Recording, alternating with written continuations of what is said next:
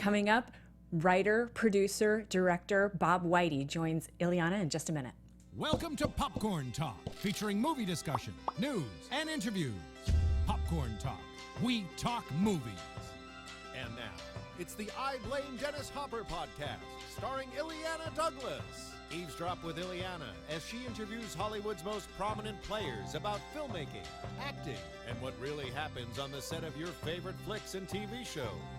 Hello, everyone. Hi, I'm Illeana Douglas. Welcome to the I Blame Dennis Hopper podcast. My lovely co-host, Tamara Berg. Hey, everybody. I was listening to our intro. Do we have news? We may have to change that. I don't know. I have no news unless it's, about something that happened to Marilyn Monroe circa 1952. Old news counts as new news in my world. Every once in a while, things happen, though, on the podcast that become news. Wouldn't you say? People have revelations. Yes. There's stuff that happens news. here. There's you never news. know. And I'm thrilled to be talking to our guest today, Bob Weide. When you do a podcast, every party, every lunch, every car accident, every chance encounter at Starbucks, is every trip to the drugstore. Do you want to be on my podcast? So he graciously accepted. He, of course, is also loves old films and has made many documentaries, which we're going to talk about. Marx Brothers, W.C. Fields, Woody Allen, many, many more. Of course, executive producer, director of my goodness, Curb Your Enthusiasm. Right. So there's going to be a lot to talk about. Right. Really an icon in the industry. Yeah, and he's one of those people who does a lot of things. He's not just a producer. He's also a writer. He's also a director. Yeah. Started making films when he was very young and, self-funded, at least one of them that I was reading about, right? So I was wondering about the sort of jack of all trades or wearing many hats concept, because you've done that lots of times on projects that you've done. I think it's a consequence of if you're really passionate about something these days, you kind of have to wear a lot of hats. I mean, I always think it makes me laugh. I think of Jerry Lewis, where he literally had a hat, and he would turn the hat. He had a producer, director, writer. So he literally had a four-billed hat. Nice. So you think of it in terms, he's a megalomaniac. He had to do everything. But in this day and age, you have to get the money. You have to do everything. And so you have to, not only be an actor. I think starting out, I would have been probably very happy just to be an actress, but I veered into doing other writing and things like that, mainly because, you couldn't just maintain a career by being an actress. So I veered into writing and directing, found myself very happy writing a book, doing a lot of other things to maintain doing something that I felt passionately Sure, and about. also to keep your creativity kind of going. Yeah, but moving into when we did Easy to Assemble, that's where I really. Yeah. I mean, I had directed some shorts and things like that, but it was nothing like the experience of Easy to Assemble, where I'm working with a major company. I mean, I talk about wearing a lot of hats. We were shooting it in my house, production, working with the unions. So everything I kind of learned about everything was the 5 years of self-producing and acting and sometimes directing Easy to Assemble, working with a crew, So what were your favorite parts of doing that? I mean, not that specific project, but when you have all the different roles, what are your favorite parts and what are your least favorite parts? Well, I guess the obvious thing is control. You have, you have control. No one's going to say, we have to stop shooting now, or you ran out of money, or, which is really the thing. You are trying to do your best, which is interesting in prepping for this, watching Bob interview Woody Allen. You're trying to take your vision from the script and put it on the screen, and you get if you get 50% of that, you feel great. And what Easy to Assemble gave me, which I think is interesting, having gone before writing things for networks and pilots, and I had a lot of frustration having 4 years literally just to make my own mistakes on my own without anybody criticizing me, but learning from those mistakes. Like, okay, well, today we lost $40,000. Like, so, but I don't get fired for that. How are we going to fix it? And so I was able to, to fix sometimes things myself. Right. And then, and it worked out. And so I gained a tremendous amount of confidence knowing, about the board and the budget and what P&A is, and again dealing with each human being on the crew who had their own crises and dilemmas and things like that. So I enjoyed it. I mean, to me, being a producer is solving problems, and I learned that, which really surprised me, that I was very, very good as a producer. I'm probably better as a producer than I am as an actress. I love acting. I mean, I'm passionate about acting, but I believe I have a skill and maybe that comes from my current scene I'm bringing, I don't know. But I had an ability to deal with very, very, very difficult situations. Well, I mean, I do think that actually has something to do with your upbringing, because in my experience, producers are people who solve problems. Because, it's thinking differently, it's solving problems, it's coming up with remedies, it's looking at things a different way to get through, whatever the crisis of the moment is. Right. And quite frankly, you had to do that a lot when you were a kid. Yeah.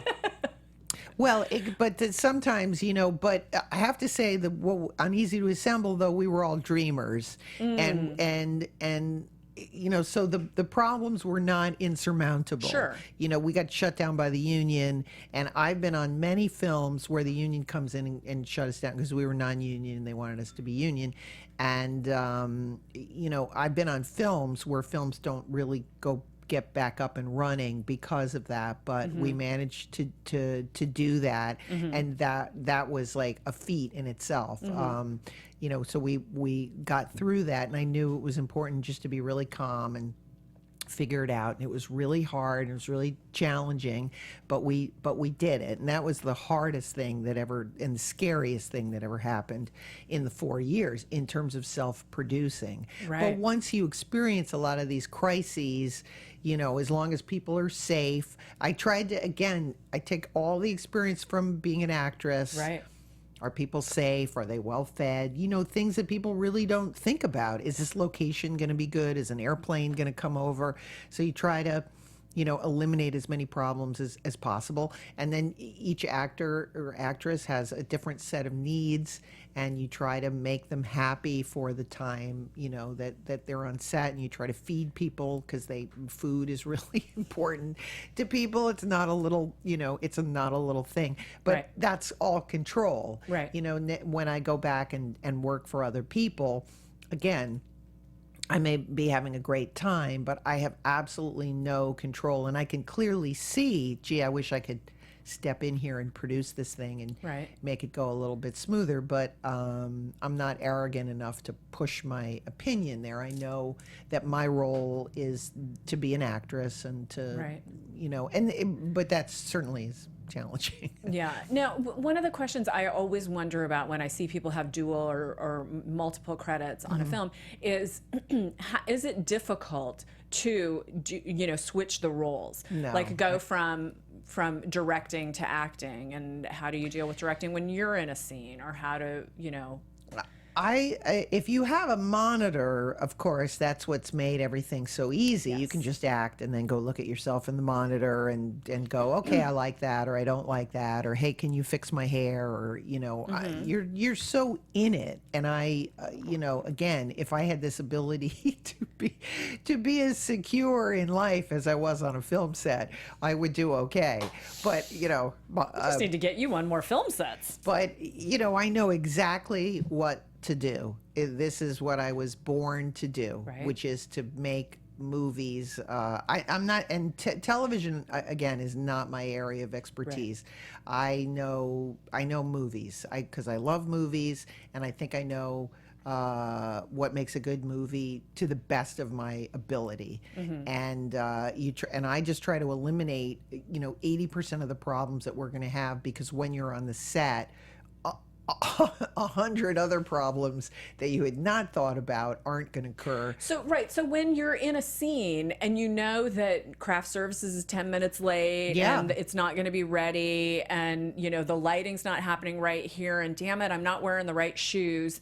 How do you separate or sort of compartmentalize that manager from the actor? Well, I mean, I hate to make it sound so simplistic, but this is why I think women are such good producers and directors. Thank you. Because what is the difference between making a movie and organizing and throwing a fantastic party? Thank you. It's pretty much the same. You're given a budget, you invite a bunch of people, they have to have a good time. They each have something they're supposed to contribute. The caterer's late, the bartender's drunk, your musician's hitting on a guest. I don't know. These are all things, those musicians. But no, to me, that's, So you can just shut it off and go, I need to do this scene, and then I'll get back to it when absolutely, I'm no longer absolutely. You. I think that's amazing. You have to. We had a when we were doing Easy to Assemble. You have multiple crises. A neighbor's got a barking dog, or they're not shooting the scene the way I wanted it to be shot. Right. And you have to have the ability not to blow up, which is hard for me because I'm Italian, but you have to have the ability to go to the DP and say, this is not what I want. This is not what I talked about. And then, what do you want, Illeana? I want you to do what I wrote right here in the script. Here it is. Thank you. And then just stop and then go back and act. I find it to be relatively easy. It's only hard in retrospect, like when you're lying in your bed and you go, did I actually, my God, did I yell at that person? But when you're making a movie, you just have this, you have to believe that it's the most important thing in your life to get this thing done. Right. You have to be living at a 10. It has to be. You have to go there and I think show up and deal with every person, firsthand. And that's how as I'm going into, making a feature now, and people are telling me, well, you're not going to have to worry about that. I know, I'm going to have to worry. I'm going to have to worry about that. No, there's nothing any different from doing Easy to Assemble to my feature. Nothing is going to be any easier. And I think that's another thing that if people are going to wear a lot of hats, it's not easy. You got to wear all the hats all the time to the finishing line, you know, and when everybody else leaves, you'll be sitting there in the editing room alone with your editor, putting in the music alone. It's not fun. That's actually like the hardest part, cleaning up after the party. I don't know. To me, I really think that it's, but it's not easy. And it's like, it is a struggle and a struggle and a struggle to maintain a kind of positive outlook in the face of constant negativity from people. Sure. That you can't do it and it's not going to work and all. And that's what I find is the hard thing. The physicality of making it, is really tough. It rains when it's not supposed to. It does I could cite 100 examples of, we were shooting Easy to Assemble in the third year, and I had a director and he goes, we can't shoot today, it's raining. I'm like, it rains in Sweden. We're supposed to be in Sweden. We're shooting it. It's going to look foggy. It's not going to match. I'm like, but we're here and we have no other choice. And the scene, with Ed Begley, does it look foggy in the cab? Yeah, it does, because it was raining out. But, so what? It's it's better to do that than just to go, oh, well, we've spent all this money and we're here and let's go home and be losers, and not have accomplished anything. So to me, and we got to get Bob in here, but to me, the last thing is that if you are going to assume, all the roles. It's very daunting to see your name in a credit, written by, produced by, directed by. You cringe. Like when we did Easy to Assemble, I was like, I didn't even want to take the director's credit, because I would give it to somebody else.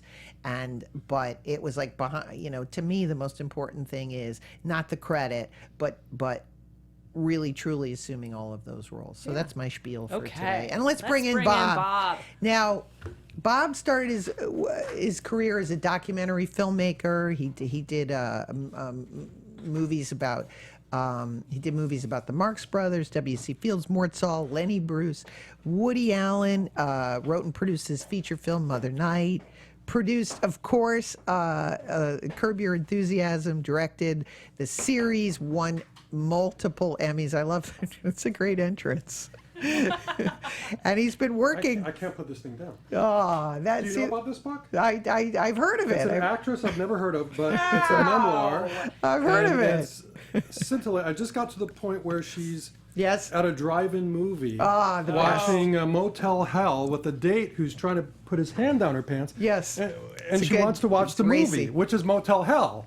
I mean, how crazy is that? Who would not want to see Rory Calhoun exactly in that movie? I have to look up this actress's credits. That was ladies and gentlemen. Oh, look at this, Bob Weide. Look, holy. Who would have thought? Have you been? You've been Shanghai. We said at the beginning, it's like no car accident, no trip to the drugstore. It's basically like trying to get someone to do your podcast. So thank you very much for being here. I'm going to opt no headphones. Okay, sure. That's going to be and if somebody can't hear me properly, speak up if I'm not modulating. I like the headphones thing, but I like the acoustics of it, but I don't like the practicality of having a thing on my head while I'm talking. I agree. It's not natural. I agree. Now you're me, so you're basically me. Am I you? Yeah, well, no, because Am I the male you? Well, no, this is what you do. You interview people and you stalk them until they become your friends. I'm equally comfortable on both sides of the microphone. You, by the way, who was I talking to about you the other night? Somebody who knows you. I can't remember, but in any event, between the two of us, we agreed that you have the sort of the greatest ratio of anyone we know in terms of somebody who is not only in the business, but has been for many years and has show business in the family and all that. That's right, in my blood. Right, whom you would expect to be sort of jaded about the whole thing, and yet remains such a starry-eyed fan of actors and movie stars that you love, and you can still get excited about all of that stuff. It's an interesting combination. I do. I was having an argument with someone who hates Glenn Ford, and I was arguing Glenn Ford. Who hates Glenn Ford? What kind of a position is that? Well, he started the conversation by saying he was from Canada, so that was the... Well, then he can do a book called I Hate Glenn Ford, and then they can put it up right next to I Blame Dennis Hopper. Glenn Ford raised chickens on his property, so that's enough reason to love him, even if he did nothing else. No, but I love movies. I love watching movies. It's all I do is watch movies. I said it's the one thing I feel very comfortable being on a film set. There's a certain amount of control and otherworldliness that suits me. Okay, but enough about me. Now we always start our show. That would be a good name for the show, by the way. But enough about me. Enough about me. That'd be a good name for a memoir. That will be the name of my memoir. Yeah, if I ever do anything to warrant writing a book about myself, I'll call it But Enough About Me. Everyone should write a book. I say this. Let's start with getting people to read a book. That would be a nice. Well, that's true. That's true. That it's. I love, and I also read books too. I read. I read books. That's why I love traveling. I can't read on a thing. I have to read an actual hardcover book. Yeah.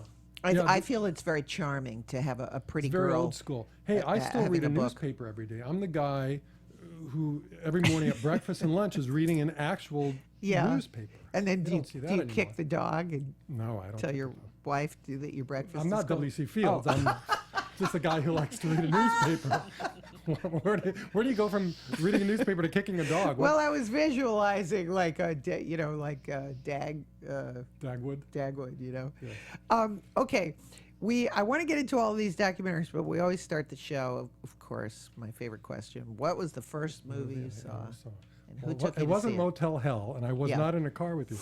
It No, was actually, The first movie I ever saw, like all of us when we were kids and we loved a movie, was a movie I saw again and again and again, and then hadn't seen it forever, and then wound up seeing it again just last year, which was 1963. So I would have been 3 or 4, depending on when the year it came out, because I was born in June. Was Mad World. Nice. Has that been anyone else's on the show? Bob, that seems to be every comedian comes Really? on. Yeah. Well, let me Whether tell you. it's Dana Gould or Bobcat. Bobcat talked about Bobcat it. Goldthwait. Really? We're probably all about the same age. Kevin I guess. Pollak talk about the influence. This will be a really interesting panel about that crazy film. And Kevin Pollak said he wanted to be a comedian after he saw that movie. Really? Yep. Yeah. Yeah. It's a fun movie. It's a great. I saw it in CinemaScope at the TCM Yes, and Film Festival. I was afraid. I think at some point, maybe 10 years ago, I watched it again on Laserdisc. I still have Right. my Laserdisc player. By the way. I Sitting next refused- to your stack of newspapers. Yes, exactly. The old man corner. No, I refuse to get rid of it because I still have Laserdisc that I don't want to dump. Yeah. But I think I watched it like 10 years ago and was kind of disappointed. And I said, I guess that's inevitable. It wouldn't be as amusing as it was when I was 3 or 4.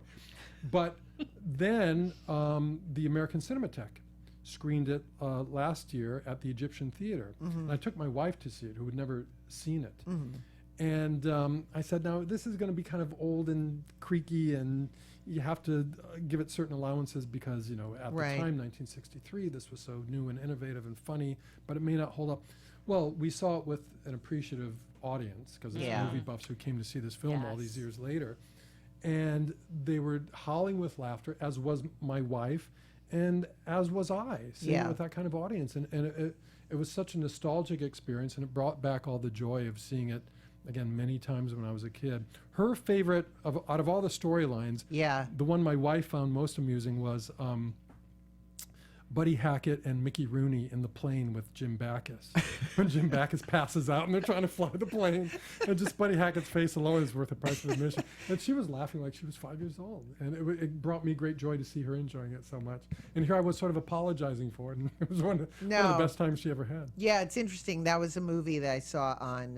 I'd seen it on television, but when I saw it on TCM in CinemaScope at Cinerama Dome, Right. and same thing, appreciative audience, and Yeah. was dying with laughter. Yeah, the I like audience- Jonathan Winters and Oh, yeah. riding the bike is. Oh, it's awful. And Phil Silvers is just Phil great. Silvers, I love, Yeah. and just seeing everybody. And by the Sid way, Caesar. yes, everybody. I think the only people alive now would be Carl Reiner and Yeah. Jerry Lewis, and maybe some of the secondary or tertiary people. But those are the only two I can name that are still around. Yeah, Both in their 90s, of course.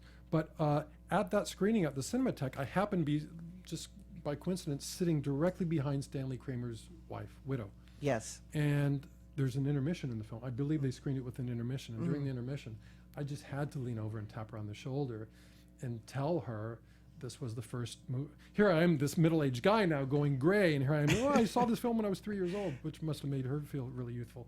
But in any event, I told her this was the first movie I ever saw, and it changed my life. you Yeah. know, And I made some brief reference to I now make my living in movies and TV, but that this was the thing that did it. yeah. Well, see, I think that's great. So there's something to be said for a movie, that. And where did you see it? Like who? At the Cinerama Dome. 'Cause I grew okay, up in wow. Southern California, not Okay. in LA, but in Orange County. And I remember specifically, Wow. the film was a big deal, and my family, the entire family, 5 of us, my parents, myself, 2 brothers, went to see it at the Cinerama Dome. And so we saw it properly on Yeah. this big screen, and it was terribly exciting. And I know I saw it repeatedly. I would bet that at least once or twice we came back to the Cinerama Dome, and then it probably started playing in Fullerton, which is my hometown, at the local theater, the Fox Fullerton or whatever, and then we probably saw it a couple more times. The other movie that was huge for me as a kid, which would have been only a year or maybe 2 later, maybe a year later, was Mary Poppins, which again I saw repeatedly. Yeah. I have a specific memory in my head of leaving the house, and we had a housekeeper back then, this lovely woman who was really part of our family. And I remember her asking me, "Where are you going?" I said, "I'm going to see Mary Poppins." And she said, how many times have you seen that movie? And for some reason, I have a picture in my head of going like this. I've seen it 5 times. Or that this was going to be my 5th time, but I remember that gesture. So I saw that repeatedly. And yeah, those movies were great. So did you have a sense then that did you want to be a writer? Did you want to be a director? What was your... No, but I was the very disruptive class clown all through grade school, and in high school I started to refine it more. So rather than just being an annoying influence on the class who would occasionally get kicked out because I was making the class laugh, I honed it a little more so that I was still disruptive, but I would start to like MC. I wouldn't be in the talent shows, but I would MC the talent shows because I could kind of improvise and be humorous and introduce the acts and make jokes and all that. So I did that kind of thing, and then they had me do the morning announcements and all that. So I did a lot of that sort of thing. But certainly by the time I was in junior high school, maybe even earlier, I knew that I would somehow be involved in movies or television, and specifically comedy. I'm just old enough to remember sort of the tail end of the Ed Sullivan Show, and of course there was the Carson Tonight Show, and you know, it was for me all about the comedian. So I loved the stand-up comics and comedy movies. The big thing that happened. Oh, anyway, so I knew I was going to head in that direction. I didn't know specifically how, as a writer, perhaps, but the big thing that happened was being in 8th grade is seeing the Marx Brothers Duck Soup one night, and that really changed my life. Yeah, that was just one of those hugely seminal moments in my life that just redirected the whole thing. And what that did was that started the obsession with old movies, with the golden age, and so. At a time when most kids my age were idolizing rock stars or sports figures or whatever, I was having my mom or my older brother schlep me to the revival houses. This is even pre-home video, really.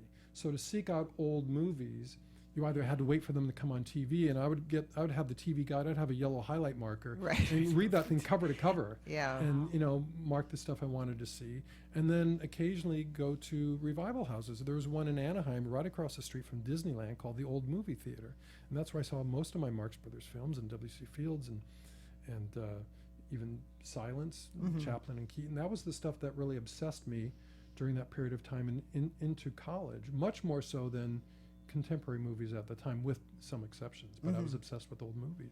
So was there had been there wasn't that many documentaries made on the Marx Brothers?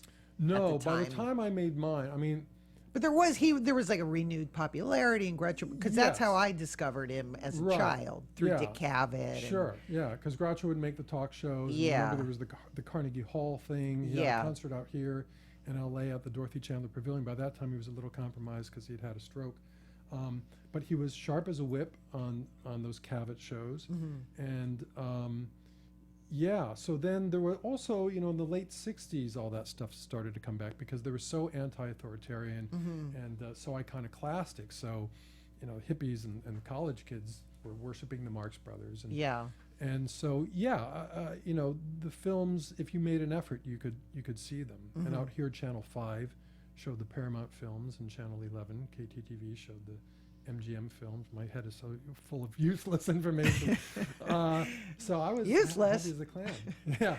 And a lot of them were on late at night, past my bedtime. So it was a matter of sneaking either the little television on by my bed with the volume really low, or going into the den, hoping that my parents wouldn't see the light glowing from the den, and watching these movies because they would be on at 11:30, and I had to be in school the next day. Well, I think with somebody like Groucho Marx, it fits in for like a wise-aching teenager.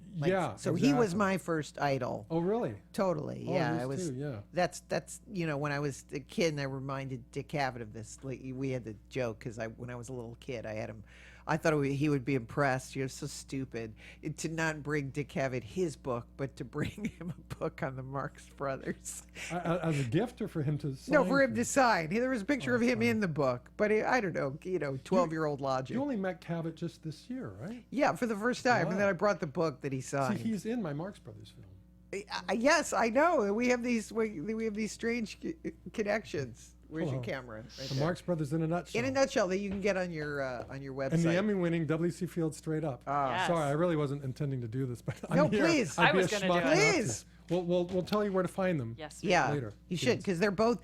As much as people go through waves of the Marx Brothers were popular, then they go out of fashion. Right, and right. Currently, it seems to me, even right now, W.C. Fields has sort of fallen off the I radar. know, which is insane. And He's there was so much funnier than any current comedy movie you could ever possibly Yeah, see. he was amazing. So let's talk a little bit about W.C. Fields. I also I interviewed his grandchildren, and that was Together as a group.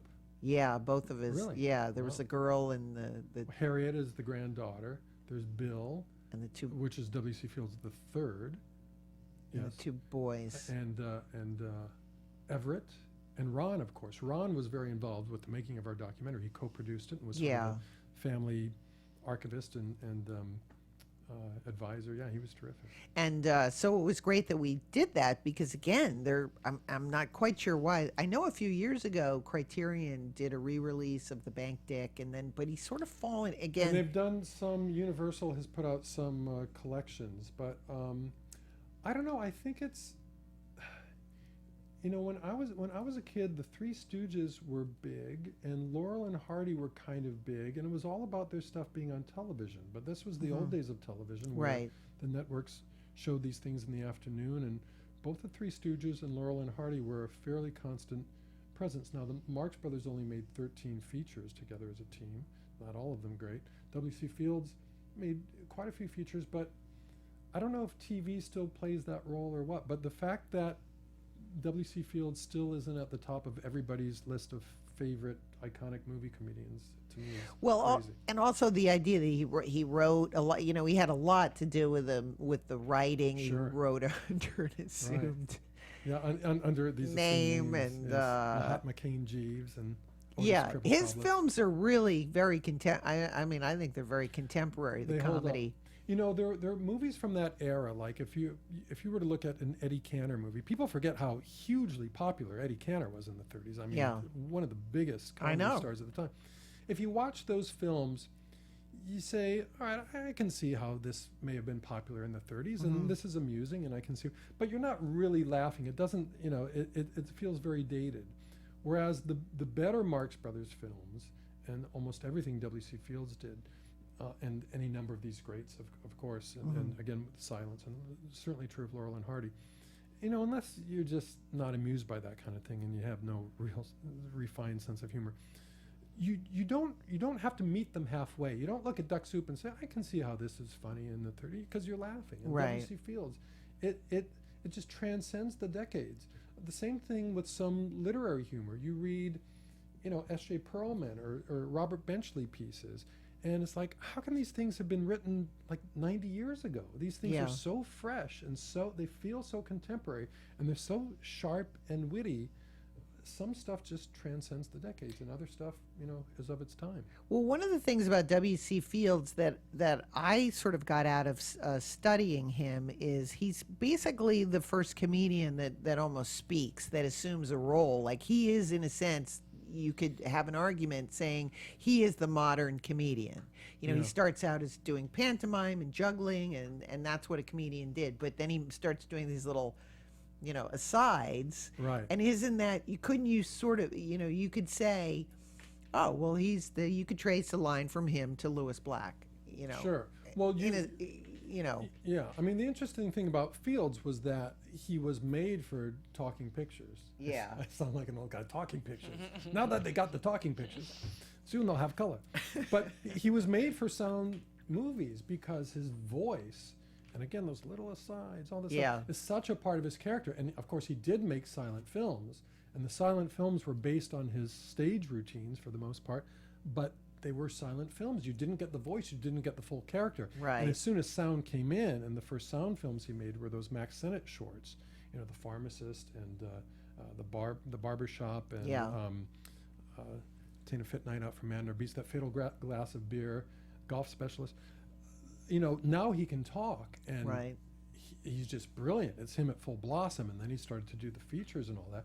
Laurel and Hardy made the transition. They were equally brilliant in silent films. But when they made sound films, they sounded exactly like you wanted those guys to sound, or like you heard them. Their voices perfectly matched who they were. Right. You know, and then you had, you know, Chaplin, who held on to silent films as long as he possibly could, well into the 30s with Modern Times, and you know, everybody had converted to sound at that point. I think it was Chaplin's line that said, "Adding sound to movies is like painting marble statues." In his mind, of course. Yeah. And then, you know, he made some sound films, some that were very, very good, but he was born for the silent films. Keaton also silent. You know, Keaton's sound films, again, I like Keaton's voice, but it just, he's a silent movie comedian. Well, he struggled. And also there's the control element too, is once he started to do films for MGM, and you know, he had to sort of do what they told him instead of being having free creative reign. Right. That took a toll. But you feel as if it's his opinion. He's not. It's his, persona. It's not a script written for him like an actor, like you'd Yeah. write. No, it's all. It's his philosophies. Yes, and even though other writers worked on all those pictures for all the people we're discussing, it all came from their Yeah. character. It's writers who knew how to write for that voice, but it all came from characters that were, you know, stage honed over years and years and years. Yeah. Well, I love W.C. Fields. I encourage everyone to get the his. By the way, a good way to get into W.C. Fields to start, if you don't know, would be from this documentary, the What? Emmy winning. The Really? Emmy, have I mentioned this already? What's it called again? It's Where called can you find W.C. it? Fields Straight Up. The Glare. Yes. Well, actually, funny you should ask, Tamara, is the only places to get these films. By the way, this is not like Really? I'm getting rich off of these. So Yeah, I that know. I'm shilling for my. enough to It's from have my to get website. a cup of coffee at Starbucks. People should visit my website anyway. Yes, which they is, Absolutely. should. It's Duck- a great site. Yes. yes, duckprods.com. duckprods.com. It's short for Wyaduck Productions, which is my production company, and you'll know the Wyaduck reference. I do, of course, from Marx the Brothers. from the Marx Brothers. Yes. So if you go to duckprods.com, you can get these wonderful, wonderful documentaries. Now, this has led, of course, to other, and I want to make sure we get to Curb, of course, but, to interviewing, of course, Woody Allen, in which you just also interviewed him again. Yeah. What did you learn from the first time you made the documentary to now? Anything? Or Well- you guys have stayed friends? Yes, which is You stalked surprises him, me. too. When was the first? Well, my documentary on Woody Allen, which is called, oddly enough, Woody Allen, a documentary. Huh. How'd you come up with which that? How did you come up with that, for Bob? Weeks and weeks, just sat there meditating on what would be a good name for the Brain of a film. writer. Somehow that came up. Yeah. I started filming him in the summer of '09, and the film came out at the end of 2011. So basically, for 2 years, I was on and off filming him, and I'd say the biggest surprise is that he's not as neurotic and eccentric as you would think. As you would hope. As you would hope. Yeah. No, I Because so understand. much of that comes from Yeah. his screen persona, which we're all familiar with. And there are tinges of that. There are elements of that that are absolutely true, like his sort of total ignorance of technology, or just anything that is, humans have to do every day. Like I've seen him trying to go into open a door with a key, and he's fumbling, and then his wife Suni will say, "Oh, Woody, for crying out loud, it's this one." Like all of our wives do. Right. And so there are these areas where he's kind of hopeless. But the thing is, when like he plays clarinet at the Carlisle every Monday night still with his band, his jazz band, and afterwards, fans sort of throng around him, and he's he is very shy. That's another thing that people assume, which history is very shy. So when that happens and everybody wants the iPhone picture now, he comes off as being very in a bubble just because that's intimidating to him. Right. But if you're lucky enough to sort of, become a friend or get into an inner circle where you're socializing and talking, he's like just any really amusing, smart, funny but thoughtful person that you would hang out with. I find him not. People say to me, "Well, he must have like Asperger's, right?" And I say, "Well, how did you decide that?" "Well, I don't know, just pictures of it." It's like, Well, it if you doesn't- if you go back and again, people always People always forget about YouTube. If you go back in time and watch him on the Dick Cavett show, or he had the special. Yeah, you know, two network specials. Yeah, people forget. Like he was funny and gregarious. And, he was. And very, very good at improvisational humor too. Because Dick would like ask him questions, knowing that Woody would come up with a funny answer, and his answers are hilarious. So I logged a lot of FaceTime with him when I was doing the film, and I knew him just a little bit before then. So it wasn't like.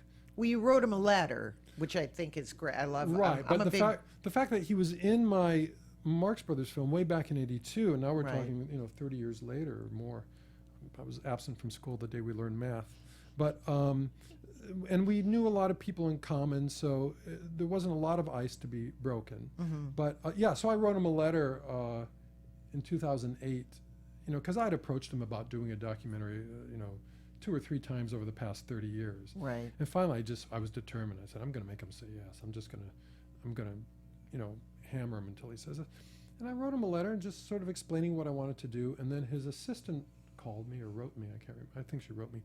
She said, well, Woody wants to know if he were to do this, ... And as soon as I heard if, I said, I'm in. Because he didn't slam the door shut. He was open to it. Right. And his questions were all totally valid. Like, how much time would you need me for? Would you need to be on the set? Where would this air? Reasonable questions like that. So I answered them, and we were off to the races. So I followed him around for a couple of years, finished the film, and, again, we were very comfortable together. But we weren't friends. We weren't hanging out or having meals together, calling on the phone to chat or anything like that.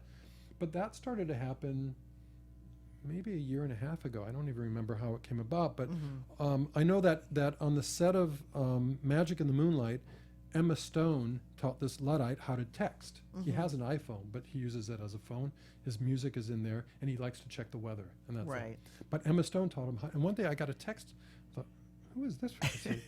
This can't be Woody Allen texting me. And I wrote, and sure enough, it was him. So we started to text each other, but with jokes and insults. He loves it when you insult him, because so many people are so deferential around him. They walk in, I call him Jew boy. I mean, I can get away with anything, and he kind of likes that because not a lot of people treat him like that. I totally. Well, that's part of the problem with being in a bubble. It's a fine line of being, respectful. Even if you don't expect it, people assume. Yeah. So anyway, and now when he and Suni come to LA, my wife and I will always see them and have dinner. We go to New York, we see them. We actually double dated when Larry David had his play on Broadway, Fish in the Dark. Woody and Suni and my wife Linda and I went together. And now we've become friends, which is a kick because he's good company. So tell a little about the scene, which I love, where with the idea drawer in the documentary. Yes, we were filming at his house. It's like Milton Berle. It's so old school with his file of jokes. I know. He's got Woody Allen has an idea. I love it. He has an idea drawer. And it's in his bedroom, and we were filming at his house. I've got an idea. We were in his bedroom film because I knew he still had the same typewriter that he bought when he was 14 years old, which is all he's ever typed on, this manual, crazy, portable typewriter. So we're in his room looking at the typewriter, and he's showing me how when he cuts and pastes, rather than do it digitally, he literally cuts the paper and then staples it onto a new sheet if there's a paragraph he wants to retain. So we had filmed, and I thought we would wrap up, and then suddenly he said, "Here, I'll show you something you might be interested in." I said, "Oh, what's this?" He walks me and the cameraman over to this drawer in a dresser next to his bed, and he pulls it out, takes out heaps and heaps of scraps of paper and motel stationery and napkins and just spare pieces of paper that whenever he has an idea out of the blue, he just writes it down and throws it in the drawer. And then he shows us on camera how he picks his next movie, which is he takes all the paper and dumps it on the bed, starts to go through it, and you pick up one. I don't like that one. What about this? Picks up another one. It's a little bit of an idea. He starts to think it through. He says more times than not he'll get halfway and go, "No, nothing here." But if he can follow it through to the end of a movie, sitting on his bed, that becomes his next script. Yeah, it reminded me almost of kind of like a Your Show of Shows idea, that you've got these ideas, but then does anyone ever argue with him? Does ever, when you're writing something or developing something, I mean, how do you feel? Do you want to counter? Do you want to present an idea and have somebody argue with you, or? Yes, but it has to be somebody obviously there's a frame of reference where you can respect their opinion, or if it's smart. When I do, like I did a TV series in England 3 years ago with the great Nick Frost and Olivia Colman called Mr. Sloan. It was barely seen out here on PBS, but it did very well in England. But in any event, I wrote the script on spec. I always write on spec. Because when you write on spec, you own it, and nobody can take it away from you. Right. And nobody can buy it and then not do it, and then you can't get your script back. So I'd rather take it to some place and have them say no thank you, and then go to the next place and not get paid until it gets made. In any event, that's just me. But enough about me. I think that's... So when I went to England with my spec pilot and Nick Frost, what I told the networks, and eventually it was done by Sky in England, is I said, I want to hear everybody's notes. Everybody is free to give me their notes. I'll hear them all, so long as I'm the final arbiter as to whether or not to execute that note. And the reason you don't want to shut them out entirely, I mean, Woody can do that because he's Woody Allen. I can't. But you want them to feel involved, and you don't want to be arrogant and say no notes. And by the way, out of every 10 notes, there might be 2 good ones, and then 8 that you dismiss. So I say, everybody give me your notes.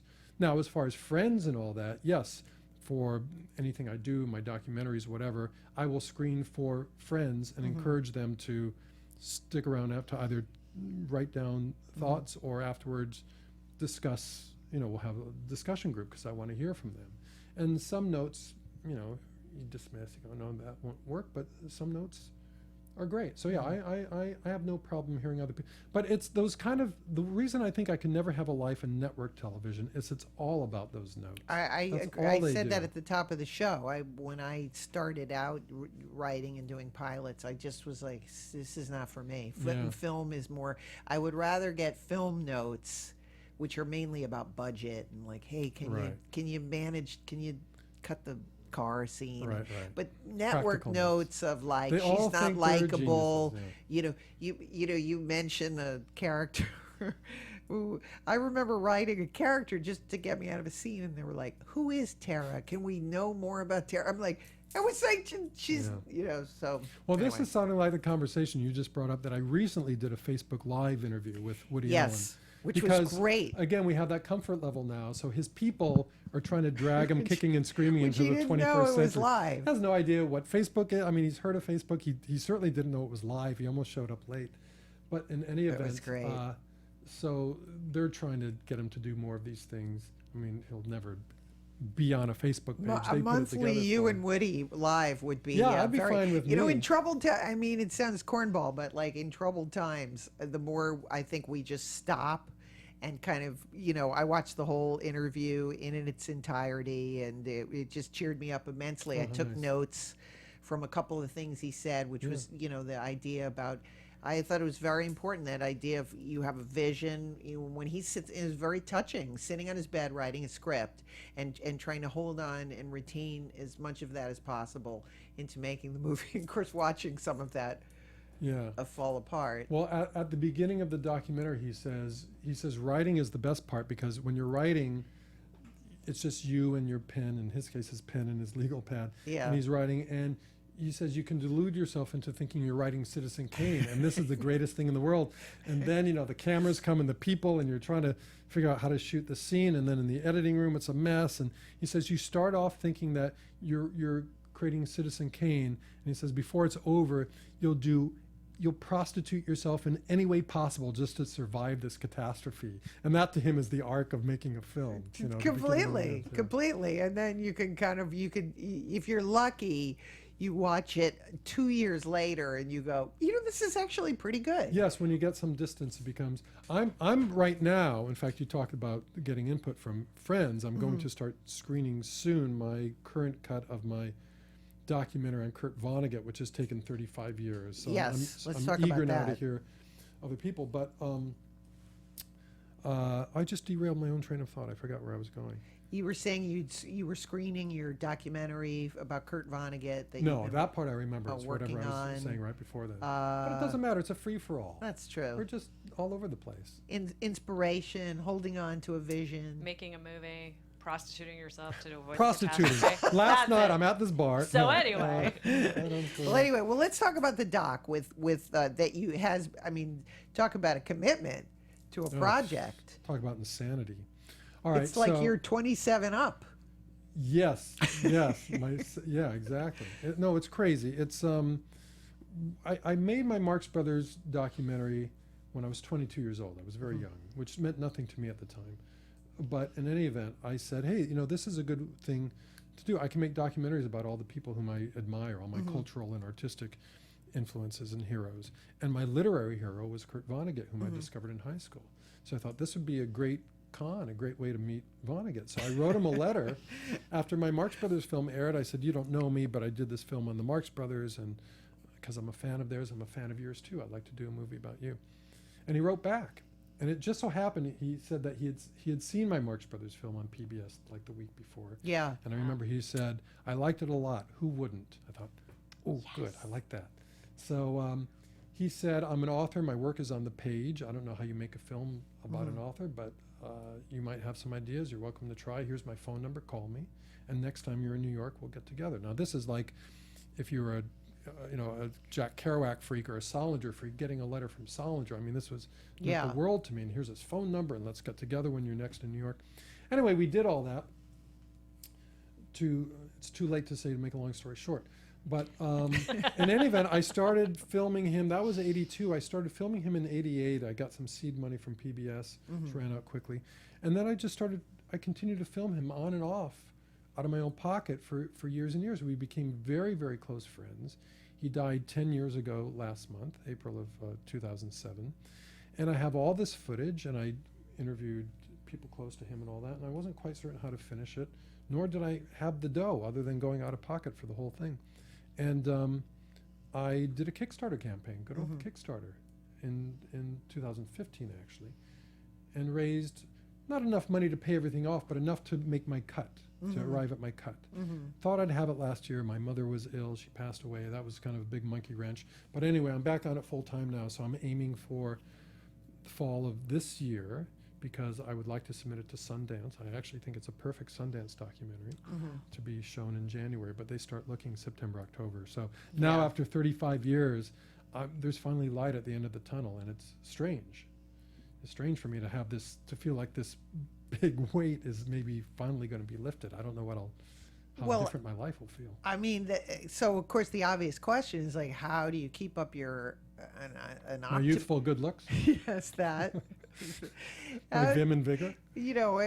How do you just not give up? Well, there are many times where I really thought, well, all right, the purpose of this, I guess, was to meet him and befriend him and all that. And maybe I wasn't meant to make the film, not literally, but right. I thought I can't do this. Not to mention the fact that because over the years we became such close friends, it felt like it was affecting the film. I could no longer pull this off as like a typical PBS documentary on an author. We'd become friends. It had changed the dynamic. And I felt this needed some disclosure. So it was a mutual friend of ours who said, the story of your trying to make this film over 35 years and the evolution of your friendship from being a fan to being a friend to being a close friend and a collaborator in a couple of cases, that needs to be wrapped into the film. Yeah. So despite my hesitancy, because I'm not so eager to see myself on camera, I realized that was the only way out, is to make it a first-person story. So it's still a documentary on Vonnegut, but it's also a film about the struggle to make the film that you're watching and how our dynamic evolved over that time. So there's a little personal in to it. Yeah. Well, I like that because it's very literary. It's very much like a book that you don't know how it's going to end. Yeah, it's very much like a Vonnegut book, too, because Vonnegut famously would put himself into his books and interact with his characters. In his final novel, Timequake, in 1997, he struggled with that for 10 years. He couldn't find the beat on it to finish it. So what he finally did was he had kind of half a novel, And then he wrote this sort of interstitial material about what he's doing as he's trying to finish the book. Right. And about the struggle to finish the book. So half of it is the novel and half of it is the struggle to write the novel. So it actually, structurally, my documentary, which is called Kurt Vonnegut Unstuck in Time, follows the same kind of structure as his final novel. So that's one excuse. Well, it sounds great. I can't wait to see it. Invite me. Oh, you're on the list, kiddo. Oh, good. Yeah. Okay, let's talk about the elephant in the room. Because we haven't gotten to Is Donald Trump here? how did you meet Larry David? How did you get involved with Curb Your Enthusiasm? The Jewish funny people adore me. What can I say? They Old Jew comics love me. I was thinking that it would be great advice to just make a documentary about a funny person as an entree, for young filmmakers now. Yeah. Because it's like, oh, well, he's obviously funny. He has an interest in this. Right. Well, I think that's the incredible thing about the digital age now is people used to ask me, how do I make a document? It's like, when I started, it was 60 millimeter film. Right. The equipment was expensive. The film was expensive. The processing, transferring the video, it was all, it took a lot of money to now for like $400, you can buy a really good HD digital camera. Yeah. Hire someone to make sure the sound is good and someone to light if you need to. And you edit it on your laptop. You can do a film for virtually nothing now.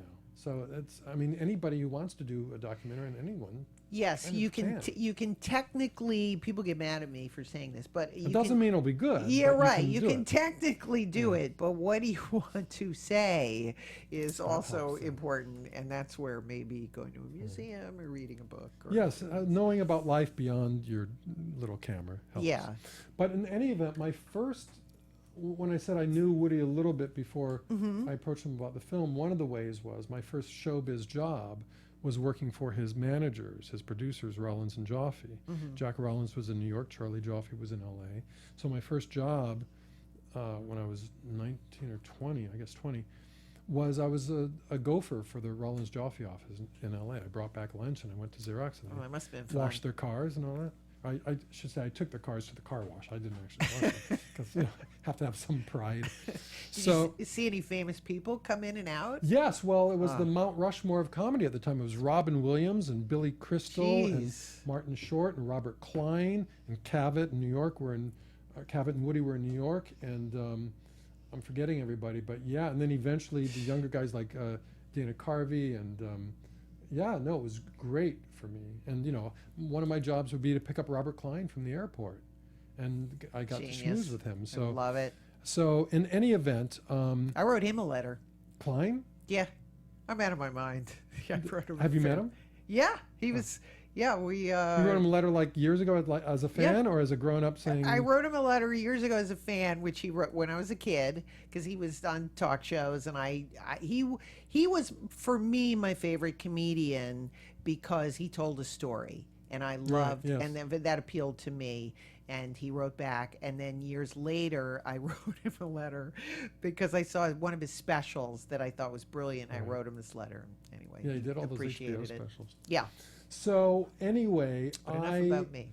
So after my job running errands for them led to my producing my Marx Brothers documentary. Again, I was 21, 22. And then after I did the film, Rollins Joffe asked me to come back as their development person. Just because they liked having me around, and I could read scripts and give feedback, and I knew comedy.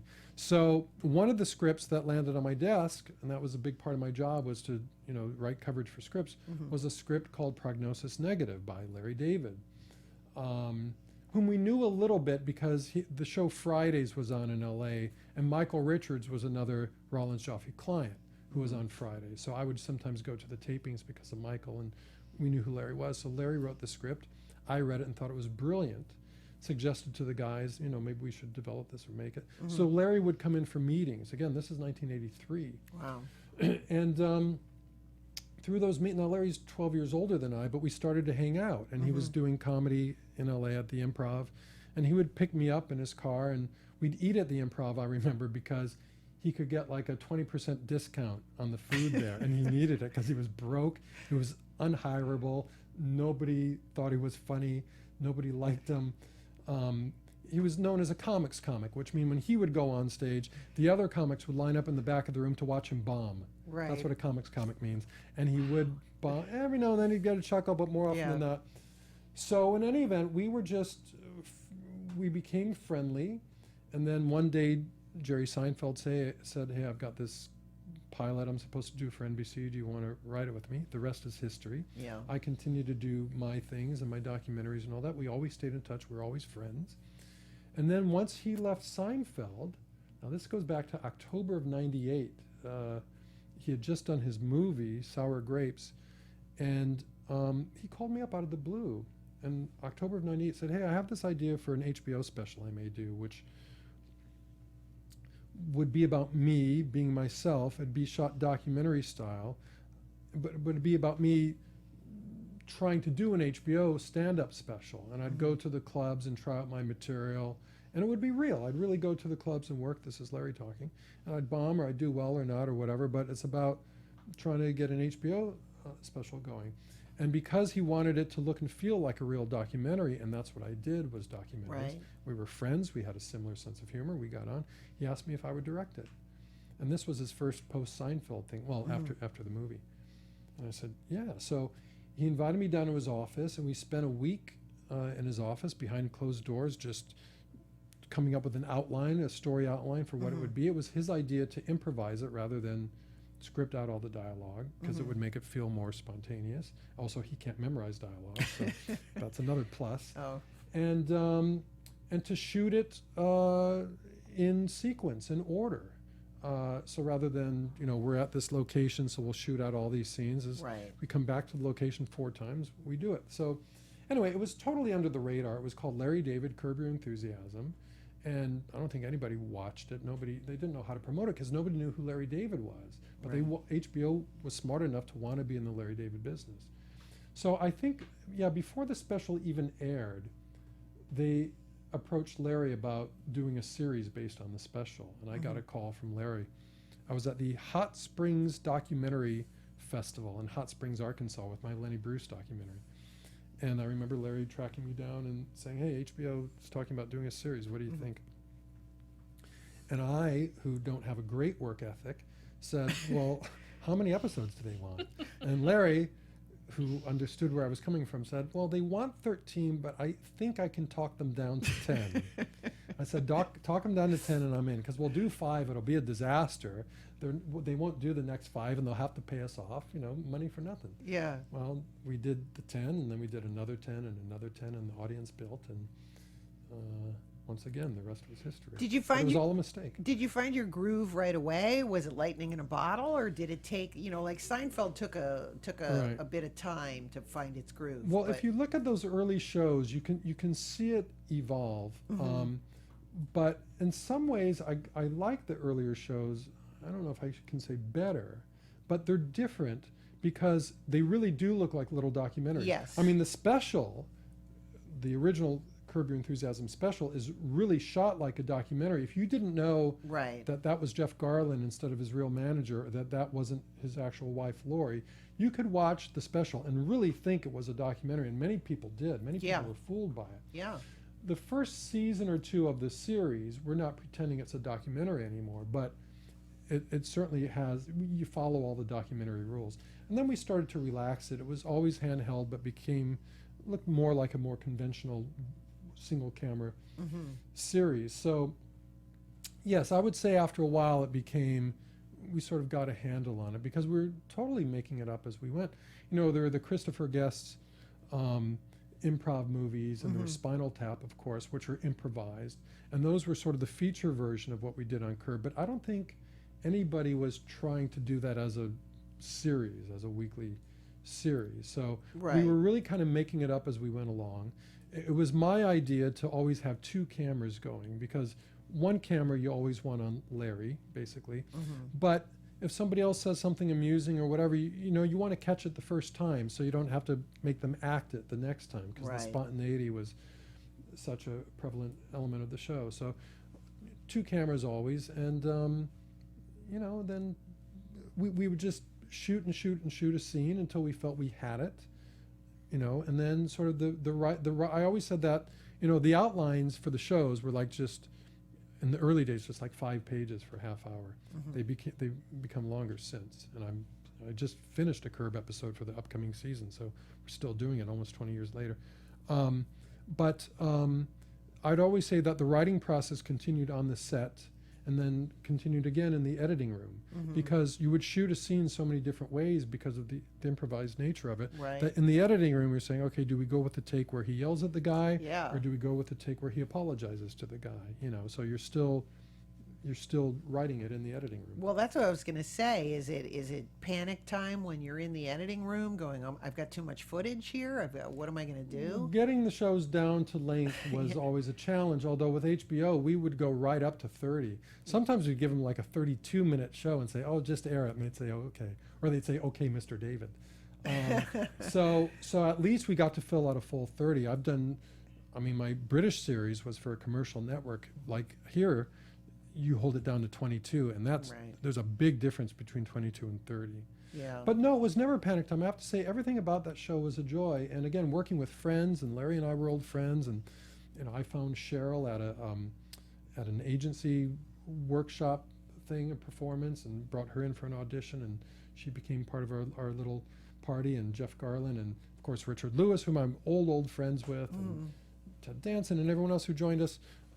It was great. It was really a joy. There was there was nothing about it that was like, oh, I got to do this. It was a joy to go to work every day. So in the current state, where our real world seems so comic and crazy, we've had a little break from Larry David. So what is the new world of California and Larry David? Because it so captures L.A. liberal sometimes things. It really captures a moment. So, but now our whole moment has been crashed. So, well, I obviously I can't say too much about the show. Yes. I will say that the feel of it, everything about it. If you're a Curb fan, it's like we're picking up just right where we left off. If you're not a Curb fan, you're not going to enjoy this any more than you have in the past.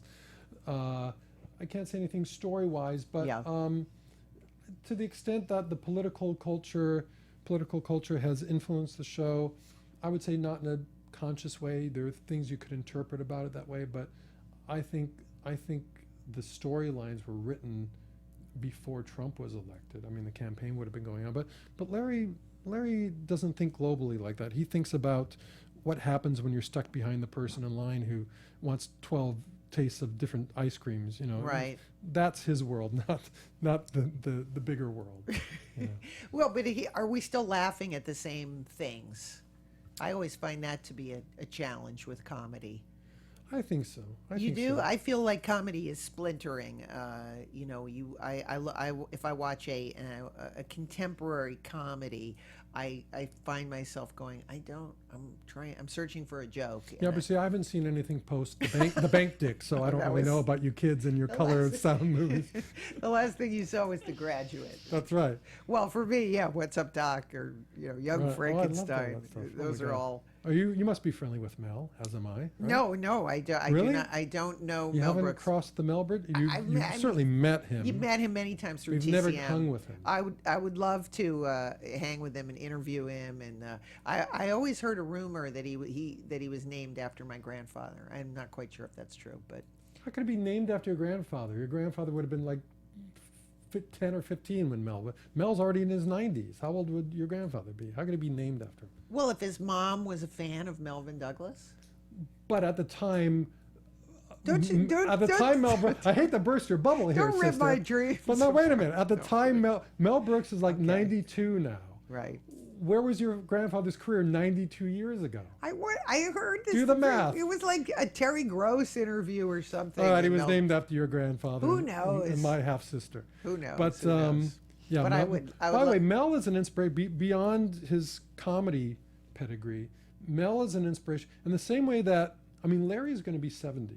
What I do now is I look to these other people for inspirations how I want to be at that age. Because in my family, once you hit 80, if you hit 80, it's not a pretty picture. So I have to look outside my family. So Larry is my goal 70. Yeah. Woody is my goal. I mean, Woody's 81 now. That's my goal 80. He looked great for 81. He's amazing. He looked, and sharp as a tack. yeah, he looked good. He looked really good. Film a year. I mean, again, I don't even have that work ethic, and I'm half his age. And then Mel is my goal 90. Yes. Carl Reiner is now mid to late 90s, so that's Yes. my. Amazing. Beyond that, I don't have a 100-year-old goal. You don't want any grumpy Jerry Lewis in there?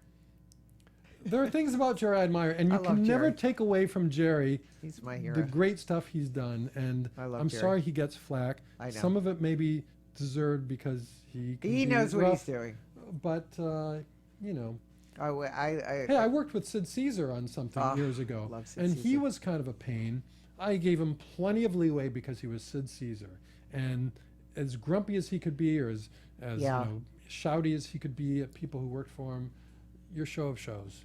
You know what? Shout at me. My last comment, because we have to go, is what We've just scraped the a surface. thought just occurred to me, because I always, to me, a great comedian, you said Sid Caesar, who's one of my favorite comedians, he has that element of pathos. And Larry David does not have that element of pathos, and yet it works. Yes, you side with him. Yeah, or even if you totally. don't side with him, you get it, because he is put upon. I mean, it's like the W.C. Fields thing. W.C. Fields, when he played the henpecked husband or whatever. Right. You know, look at It's a Gift, where it's just one thing after another just coming down on his head, sometimes literally. And yes, he doesn't like the kids, you know, baby Leroy, but for a reason. He mouths off about his wife, but because she's a shrew, you know. Yeah. So Larry's got that thing too, where as rough as he can be on those around him, first of all, most of those crazy arguments on the show, this may be a statement about me, but I always take his side. Yeah. I say, well, you know, he's right. He's right. You shouldn't be doing that. You know? Right. But he's the schmuck who argues with people about it or whatever. So Yeah. yes, he's from a conventional point of view, he should not be likable or sympathetic, and yet he is, because every morning you wake up and it's just a series of landmines, one after the other, to get Completely. through the day and to Well, we need survive. him. I mean, that's what I say. It's like, to me, it's a welcome relief to have somebody like this back, you know, Yeah. shaking their fist. I think comedy can be a very strong weapon in that sense, you know, of it gives you courage. I really think it does, you know. It can do that. And, you know, there's never... Look, my pal Kurt Vonnegut said that in the face of an apocalypse, like what happened in November and what's happening now, he said, don't forget to keep your sense of humor. He says, jokes always help. I agree. I think that's I true. agree. Look at Sullivan's Travels. There's a lot to be said for making people laugh. And on that note... You can find Thank you, Bob, Bob. on Twitter at Bob Weide, BOBWEIDE. Yes. Just in case you don't know that. And His there's website is duckprods.com. Look at you. What Okay. else? Yeah. And there is a Facebook page that other people put up, but it's Robert B. Weide, W-E-I-D-E. And I'm going to go like I'm that. as part of soon the as we world. get I'm off out the there. air.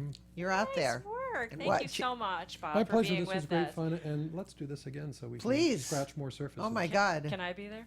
Of course. You can also buy Illeana's book, I Blame Dennis Hopper, now out in paperback at Yes. Amazon and in bookstores. It's a great read. You should Thank buy you. it. Also, like our page you. on Facebook and check out our website, illeanaspodcast.com. Yes, and as I always like to say, everyone's life is a movie with a beginning and a middle and an end. And sadly, this is the end of our movie, Bob. But not our life. Not our life, and we will have a sequel. Please come back. I hope so. Absolutely. Yeah. This was a pleasure. Thank you so much, Thanks, Bob. Bob. Have a Bye, great everybody. day. See you next time. From producers Maria Menounos, Kevin Undergaro, Phil Svitek, and the entire Popcorn Talk Network, we would like to thank you for tuning in.